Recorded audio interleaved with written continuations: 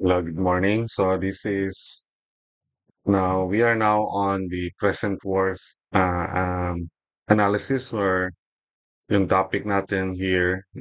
These are the circumstances where we have to make economic decisions, especially selection of different alternatives. So in here we will try to apply the idea that we have learned or the concept that we have learned from this economic analysis, like the present worth. So we make decisions based on yung mas mas malaki yung value. Okay. So we have future worth, present worth, and a rate of return.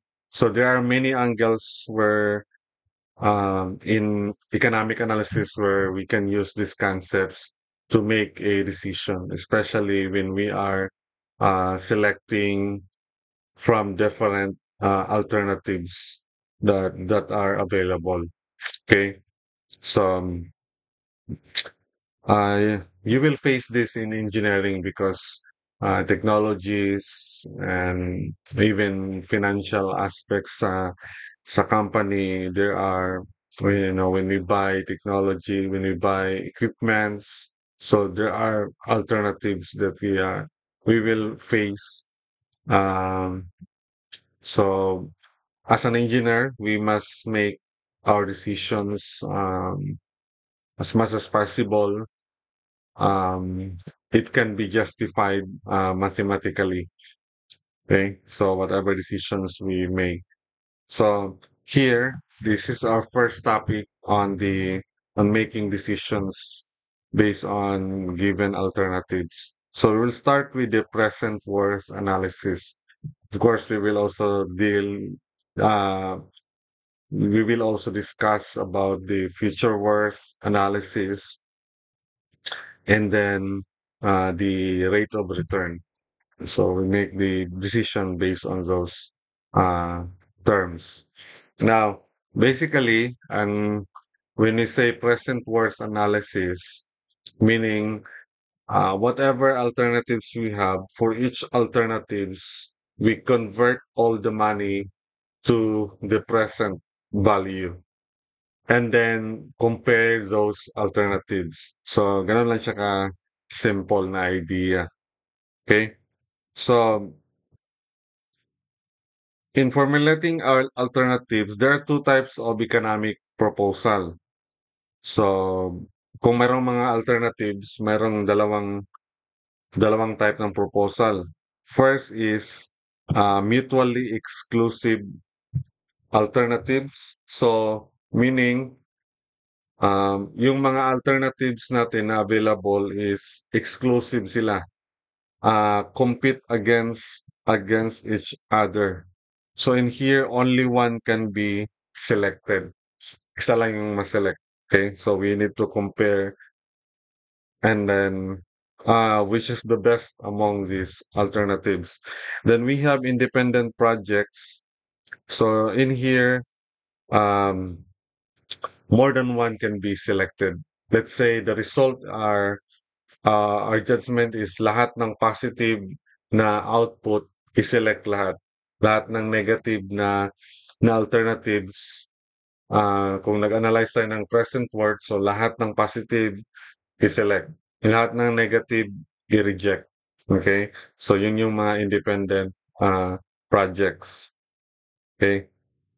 So in formulating alternatives, the two types of cash flow in estimates, meron tayong revenue. Revenue, these are alternatives includes estimate of costs, cash outflows, and revenues, which is the meron tayong cost, parang naman nito. But this one is cost and revenue. So revenue, ito yung mga cash inflows. Ang cost is yung cash outflows. So, di ba meron tayong yung for example, yung natin, yung I forgot the term for this one. Meron tayong kung nagpalabas tayo ng pera, mayroon tayong inflows, downward siya.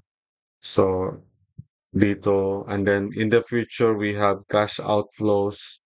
Yan. So, ganun. Ganun rin sa annuity. Kung cost siya, it may be downward. Okay? Kung inflow, upward siya sa atin. Okay? So, these are revenue and this one is cost sa baba. Ganun siya. So, pareho lang siya ng concept ng sa first prelim natin. So, in present worth, nakasagot dito PW analysis of alternative. So, here, what we are going to do is we convert all the cash flows to the present worth. Ilagay natin sa present worth lahat. And then, the precede cost by minus sign and the receipt by plus sign. So, parang itong precede is parang revenue. Okay? No, no, not revenue, sorry. Precede cost by minus, yung mga initial na lumabas sa atin na money. And then yung receipt is yung na-receive natin is plus sign. Yan, parang revenue siya na-receive mo. Okay? So, for one project, if the present worth is greater than zero, then it is justified. Kung one project lang, wala siyang competence na other project. For mutually exclusive alternative, select one numerically largest. So ito yung kanina, yung sa mutually exclusive, meaning kung ano yung pinaka economical na value, yun yung i-select. But for independent projects, lahat ng present worth na greater than zero, you select it. Okay? So let's solve this example.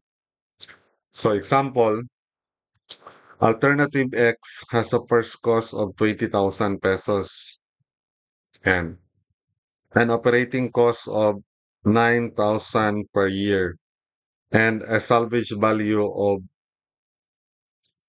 5,000 after 5 years. Now here comes alternative Y. Y will cost 35,000 with operating cost of 4,000 per year and a salvage value of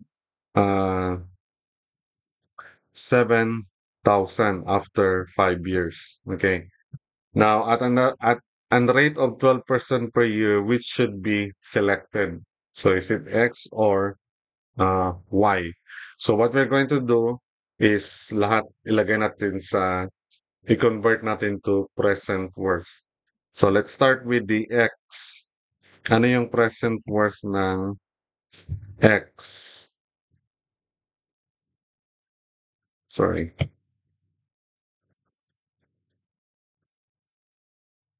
Hmm. So, dito na lang.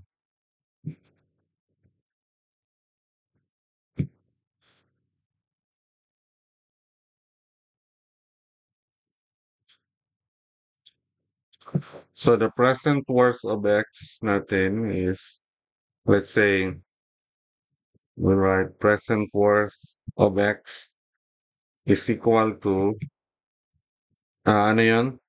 For alternative X has a first cost of 20,000. Okay? So, it may be equipment. So, maybe yung pagbili ng equipment is 20,000. So, start siya, pagbili sa zero. Starting from zero, nag-release ka ng money ng negative 20,000. So, this must be negative. Okay? Then, 20,000. And then, how about the cost per year? Yung operating cost natin. So, for operating costs, we will release money 9,000. So, in this example, 9,000. So, it can be written, negative pa rin siya. Kasi nga, mag-release na ng money, maintenance cost or operating cost, 9,000 per year. Okay? So, since this is annuity, kasi 9,000 per year siya. So, annuity, i-convert natin um, to present worth. Actually, kung hindi tayo maggawa ng yung cash flow diagram pala, the term is cash flow diagram. Kung hindi tayo magawa ng cash flow diagram, we can write this in this form. This it means that ito yung factor ng from the given value to convert it to annual present worth or to the future worth. So, meron tayong annuity 9,000. So, ang i-factor natin diyan is yung formula na hanapin ang present worth P given the annuity, parang ganyan yung mga pagkasulat sa ibang books. Okay? Given yung annuity, P over A, and then the interest is 12% at um, the up to 5 years. Yan. Parang ganyan yung pagkasulat. Okay? Now, this factor, ito na factor, ito yung, di ba meron tayong formula na present worth is equal to annuity times 1 minus 1 plus 1 plus I to the negative n over um, over I. Yan. So, ito actually yun na factor. Ito, ang ginamin nito is ito. Ito na factor. Yan. Okay? So, initially, sulat lang natin na ganyan na form muna. But sa calculator natin, ito ang ilagay natin sa calculator. So, mayroon pa pala. So, mag-release tayo ng 20,000 first cost, then 9,000 monthly. And then, meron pa yung salvage value. So, ang salvage value, ma-receive natin, right? So, that should be positive. Dito, meron tayong plus, dito ko na isulat ha, plus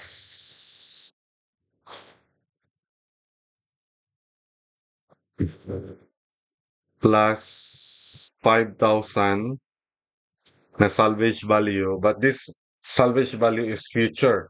So, i-convert natin siya to present. 5,000. It's gonna be the present value given the future. And then, ganun pa rin yung interest, 12%, 5 years. Yan. Okay? So, we will manually calculate this one. So, parang magiging ano siya, magiging present worth X natin is equal to negative 20,000 minus 9,000 times ito na formula. Yan. 1 minus 1 plus 0.12 to the negative 5 overall divided by uh, 0.12. Yan. And then, plus 5,000 times, ano yung factor nito? Ito, factor nito. P over F. So, future, di ba meron tayong ano na, present is equal to future over 1 plus I to the n. Yan yung formula natin. So, this will be 5,000. Then, just multiply this by 1 over 1 plus 0.12 raised to 5. Yan. So, yan yung factor na P over F, 12%, 5 years. So, using the calculator, if we calculate this one, this will result to negative 49,606. So, yan yung present value ng X. How about present value ng Y? So sa Y natin, ang initial cost is 35,000 but operating is just 4,000 and salvage value is 7,000. So magiging negative 35,000 in yung initial cost and then the annuity of 4,000 times yan. This is P over A. Okay, hindi talaga of division na ganyan. Parang, yan, parang ganyan pagkasulat. P, unknown yung P given the annuity. Still 12% and then 5 years. And then the salvage value plus 7,000 times P given F, P given F, 12% and then 5 years. So, we will calculate this one. Yung formula, parang pareho lang ng formula. Ganon. Okay? Ito lang magkaiba yung 4,000 at saka 7,000. So if we will calculate this will result to 45,447. So, meron tayong dalawang choices ngayon. Alternative X, ang present value niya is negative 49,606. Alternative Y is negative 45,447. So, which one we will select? We will select yung pinakamalaki na value. So, ano yung pinakamalaki na value dito? In terms of mas positive siya, mas better. So, that means itong negative 45, this is the select alternative Y. Oops. I'm sorry, hindi nakita. My apologies. Reconnect ko naman. Moment ha. It's only screen.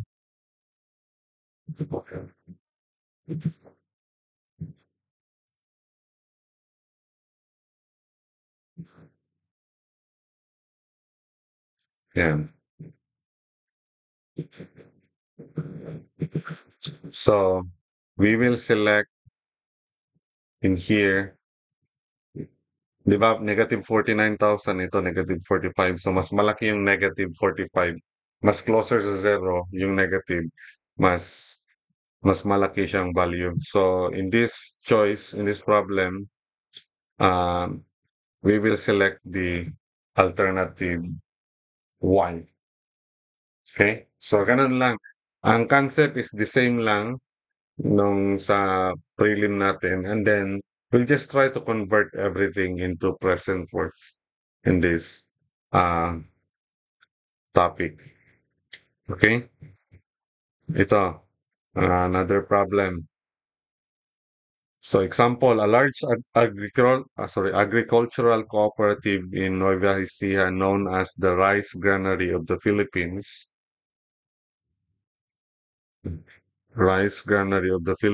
needs to install a new pumping system for irrigation. Now, they are considering 3 different pump sets. So ito tatlong alternatives, all of which are expected to last for 10 years. Now, the cooperative MARR is 12%. Ito yung I actually. Okay? Per year, reflecting their cost of capital and the risk of investment. Now, ito meron tayo alternative A, alternative B, and alternative C. So, merong initial cost. Meron ring government subsidy. So, ang government subsidy,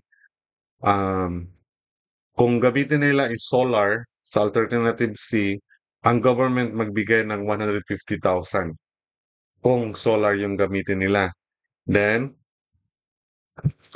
ang annual fuel cost, may mga ano. So, kahit solar, meron pa rin annual fuel cost, 5,000. Okay, pero mas malaki yung sa diesel. Okay, 120. Medyo maliit itong sa alternative B kasi high efficient diesel engine siya. So sa maintenance, malaki pa rin yung sa A, and then mababa lang yung solar. But the salvage value, yan, mas malaki talaga yung solar. But these are, let's try to compute first before we make our decision. Okay? Kasi nga, if we directly choose, parang, ano no, yung solar, yung mas maganda yung solar. But take note, ang initial cost ng solar natin is negative 600,000 compares to diesel 250. Okay? So, we cannot directly jump into conclusion na mas maganda yung solar. Okay? So, i-compute natin. Compute natin yung alternative A. Okay, let's start with, maybe I'll go back to black.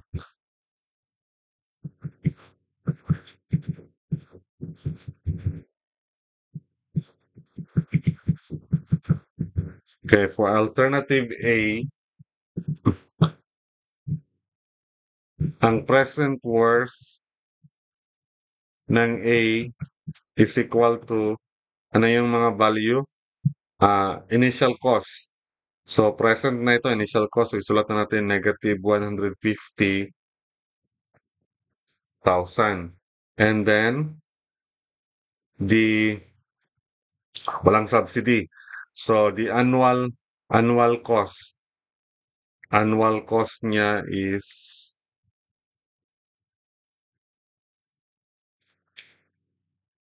ano to? Sorry. Now, take note, ito, kasi per year, pareho itong annual cost at saka annual maintenance. Annual fuel cost and maintenance. So, pwede natin i-combine na lang yan siya. Okay?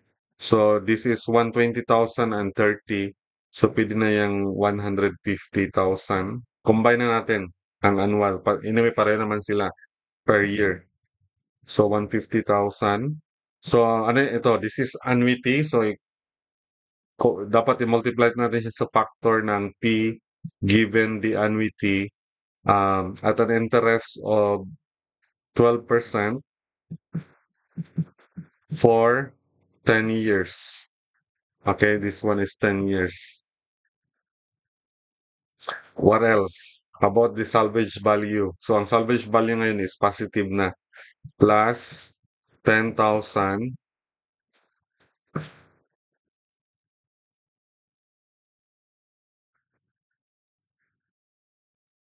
Wait a moment. Yeah. So, 10,000. And then, factor niya is uh, present given the future, and then 12% then for 10 years. Okay? In here, we will use the calculator. It will be, ganun pa rin yung factor yung sa first example. Okay, sulat lang natin. But we'll just jump directly. So this will cost negative 1,750,000.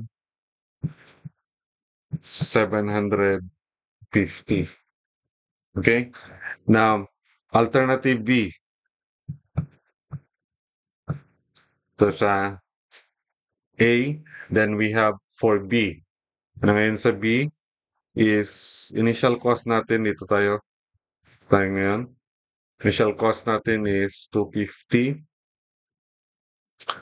Present worth of B is equal to negative 250,000. Then minus, combine na natin itong dalawa. 80, so this will be 95.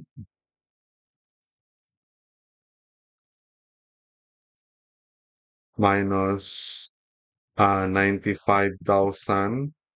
Then this is annuity, so we will use the factor to convert this to present. Ganon. Then plus salvage value of 25,000. So this will be plus 25,000. Then the factor for the present worth given the future, 12%, 10. Okay. So in here, the present worth for B is just equal to negative 794,819. Please verify this calculation. I'm not sure kung baka na may namali ako dito. Okay, about sa C. Alternative C. So the present worth of C is now equal to ano yung initial cost natin? Now, take note, ang initial cost natin is 600,000, right? Pero pag si C ang piliin natin, ang government magbigay ng 150. That means ang net cost niya is only 450 yung mabayaran natin kasi magbigay ng tulong yung government. So kaya ang present worth natin ng C will be negative 450,000. Okay? And then the maintenance and then operation, ito, negative 15,000 ang dalawa. So negative 15,000. Then P over A, 12%, same 10 years. And then the salvage value of 50,000. So plus 50,000.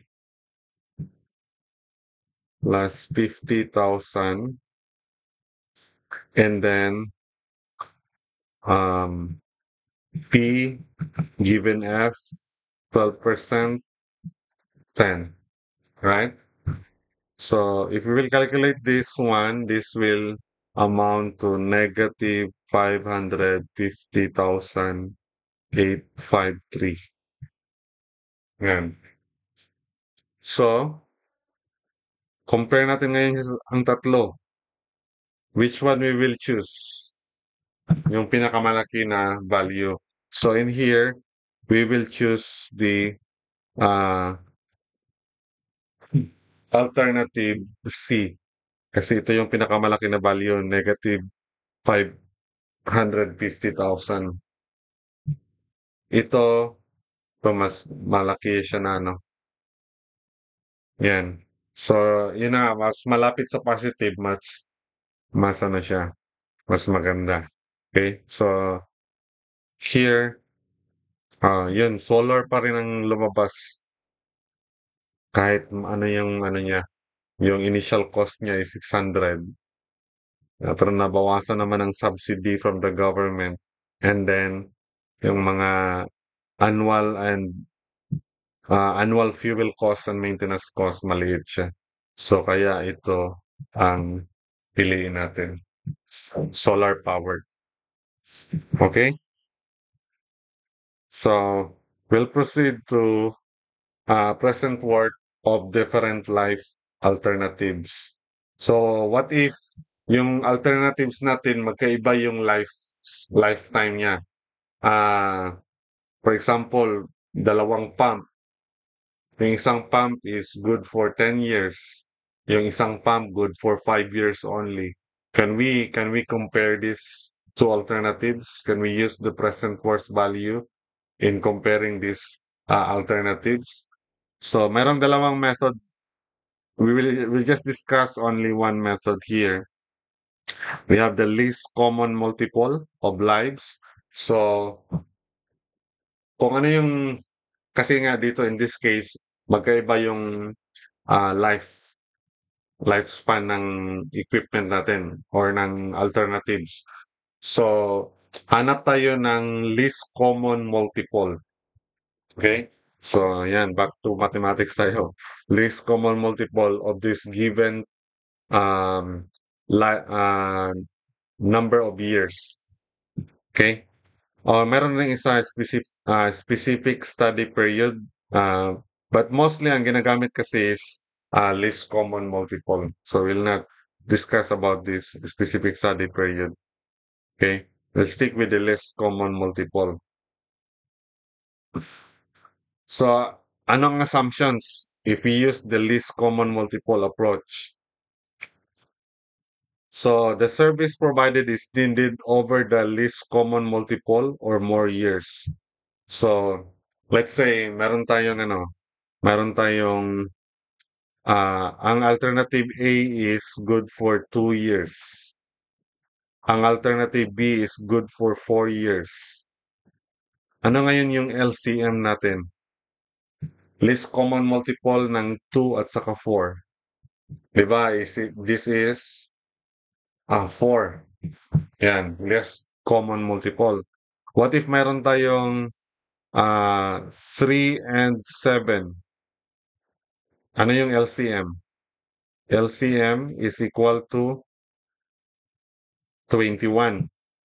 So kung hindi natin alam yung least common multiple, we can just simply multiply this two numbers, then we can get the least common multiple.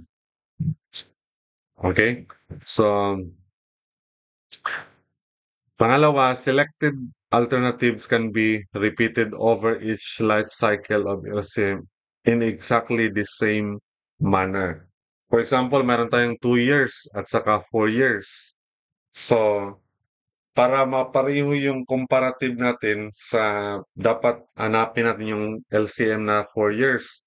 So, kung 4 years, yung 2 years na alternative, let's say alternative A here, ang 2 years lang siya. Pag after ng 2 years, uulitin naman natin siya, parang ifo-fold natin siya. Uulitin naman natin after 2 years. Para all in all, 4 years yung labas. Okay? So, and then we can compare. So, ganun daw yung role dito. Rule, sorry. Cash flow estimates are the same for each cycle. So, kung ano yung mga estimates sa per cycle, pag ulit natin, ganun pa rin. Okay? So, let's have this example.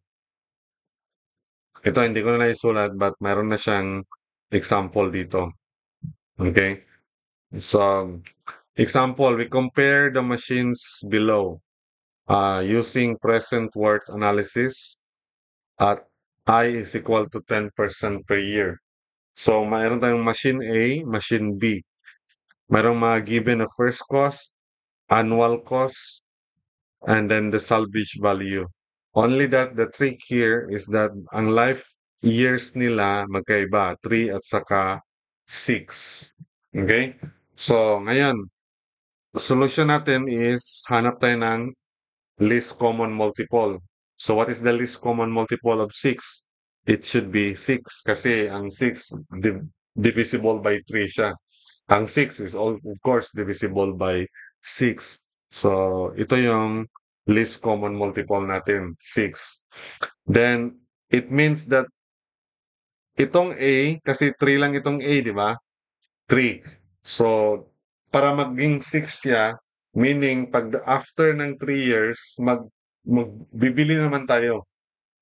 Okay? Para magkapareho sila ng like years. Okay? So, in computations dito, present worth of A, present worth ng A is negative 20,000. Saan yan? Ito, negative 20,000. Then, 9,000. Yan yung yearly cost. And then P over A, 10%. Tingnan nyo, ang A natin is 3 years, di ba? But dito, ang assumption natin is yung cost niya up to 6 years na. Okay, i-extend natin up to 6 years. Up to the least common multiple na value. And then, pagdating ng 3 years, bibili naman tayo. Okay? Kung ano yung first cost natin, dito dapat yun sa 3 years. Pero, mayroon tayong makuha na salvage value na 4,000 sa after 3 years, right? So kaya ito ang nakalagay dito 16,000 kasi that is 20,000 minus 4,000. So instead na bayaran mo is 20,000, 'di ba magbili tayo ulit sa 3 years? After 3 years. So kasi nga uulitin natin yung cycle. Yun yung concept ng least common multiple. Instead na 20,000 ang bayaran natin ulit, may makuha man tayo na salvage value na 4,000. So kaya nakalagay dito 16,000 na lang. Okay? And then convert natin yan siya sa present. Pagdating ng 6 years, mayroon pa rin tayong salvage value na 4,000. So kaya ito nakalagay 4,000 but take note naka 6 years yan siya. Convert natin sa present then 6 years. So here, if we calculate this one, we will result to negative 68,961. Now, sa machine B, ito simple lang, machine B. Tingnan nyo, 30,000, 30,000, 7,000. Kasi nga, yung years niya, yun lang siya. And then, after 6 years, meron tayong salvage value na 6,000. Then we will calculate that one. Ito yung value niya. Negative 57,100. Okay? So, ito lang yung trick dito. Dito sa alternative A, ito yung trick. Yan, kasi uulitin natin siya. So, sa alternative B, ang pipiliin natin dito, we will select alternative B kasi ito yung pinakamalaki na value. Okay? Kasi sa negative, the lesser the value, yun yung the bigger. Okay? The amount.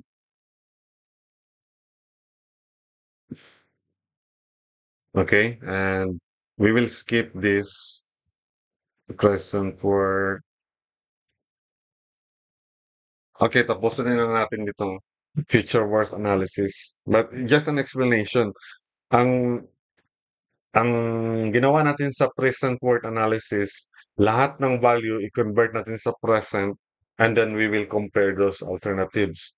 So in other words, by logic, yung present worth analysis, lahat ng value is i-convert natin into future. So yun, magkaiba lang yung mga formula. But the concept is the same.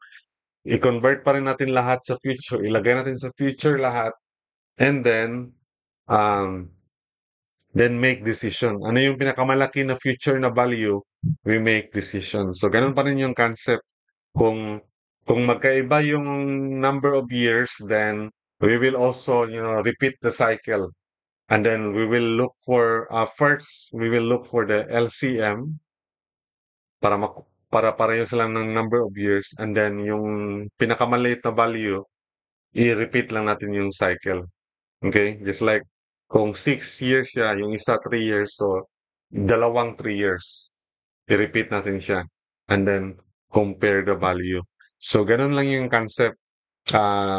Kung na-gets niyo yung present worth analysis, ang future worth analysis, I think we will not have, we no need na, for example, yeah, no need. For example, I think if you understand the concepts of present work, ganun lang siya. Magkaiba lang yung formula, but the concept is the same. Convert everything to a specific time and then make decision out of it.